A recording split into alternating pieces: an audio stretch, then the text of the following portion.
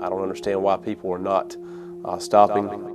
It is not rocket science. When you see a school bus and those lights start flashing, it's for one reason. 3,100 people per day passing stop school buses with the stop arm out. That's alarming. That puts our kids at risk, and we have to do something about it. I know I'm supposed to be paying attention, but I'm not. Our PSA is more than just a warning. Besides, you know you're supposed to brake for buses, right? It's highlighting a real problem with real consequences. Just ask 10-year-old Herman and his sister 6-year-old Areli. The mom witnessed the whole thing, yes. She was, yelling and screaming, crying. Do you remember even seeing a car? What I remember is that just waiting right there next to my mom, waiting for the bus to get there. After that, I couldn't remember after that. Back in October, troopers say 27-year-old Marcos Bautista ran his truck right through the bus's stop sign, hitting the kids. That my sister was crying, she picked her up, I wasn't awake. Herman was knocked unconscious for 2 days and spent 21 in the hospital. What injuries did you have? I was hurt right here, my pelvis, my rib, and my shoulder.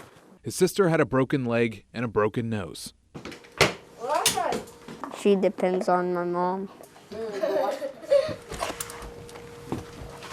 The driver took off and tried to hide his car behind a shed, but was quickly caught and arrested. These two were lucky, but in the past 10 years, 13 kids have been killed simply trying to get on and off their school bus.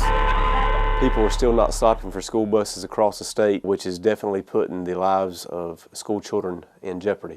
In fact, during our interview with the Attorney General, it happened again. There apparently were 3 children hit just this morning. Wow, the school bus was stopped in the westbound lane with its red flashing lights on and the stop arm out. The more traffic on the road, the more distractions that are out there, it's going to continue to be an issue. We have to have tough penalties, and we have to find ways to catch them.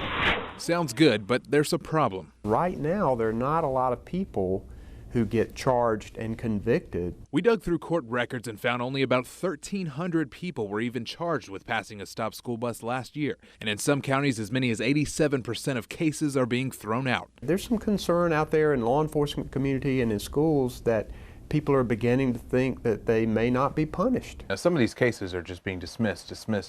From your angle, why is that? Sometimes it's hard to prove.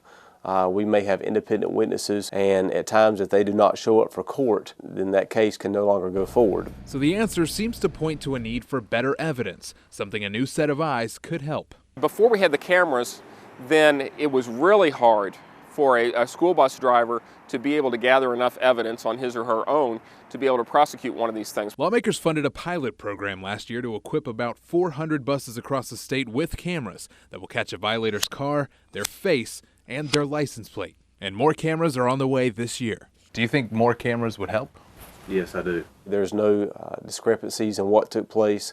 We do not need a third-party witness to show up for court because we have the actual footage. Attorney General Roy Cooper proposed a plan to allow schools to contract private companies to equip all buses with cameras at little to no cost to taxpayers. Those companies would then ticket violators and keep the lion's share of the fine, but the evidence could still be used for criminal charges. That plan was shut down by a state safety committee.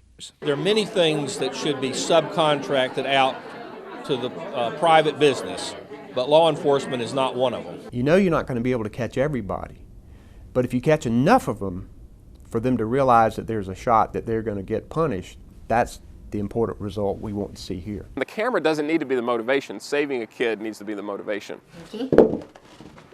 Cameras or not, if you don't get the point from state officials, hear it from the kids. They should be more careful with what they're doing when they're driving.